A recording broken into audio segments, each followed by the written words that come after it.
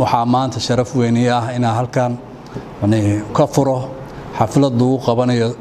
tababar socday muddo 7 ah oo ku saabsan qorshaha istiraatijiyadeed ee lagu baranay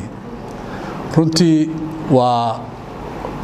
qorshaha istiraatiijiyada barashadeeda waa qorshe waxa weeye maada aad iyo aad u baahan waqti dheer in lagu qaato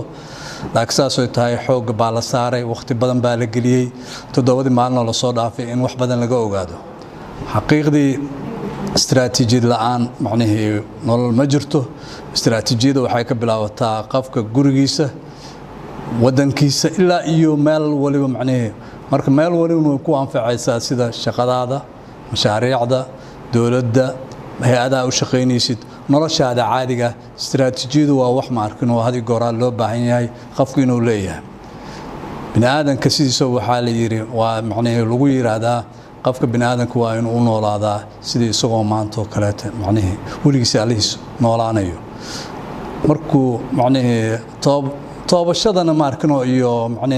waa inuu ilaahay uga baqdaa sidii isagoo saacadaas la taagan yahay dhimanayo marka istiraatiijiyadu waa muhiim waxay gogol xaar u tahay mustaqbalka dheer ee adiga shakhsiyan waxa dhashay waxay sii dhali doonaan ummadaha hadeertan adduunka hormaray badadood waxay aad iyo aad uga sheekayaan sameeyaan istiraatiijiyad aad u dheer oo 50 sano qaar 20 sano qaaradahana sidoo kale waxay bilaabeen inay sameystaan istiraatiijiyad iyaga dhan wada facayo marka arintan aad soo dhameyseen oo maadadan 7 ka socday oo ku soo dhameysteen istiraatiijiyada aad iyo aad baan ugu faraxsanahay dad badan baa iga dambeeyo waan idin soo dhaweynayaa wassalaamu calaykum waraxmatullaahi wabarakaatuh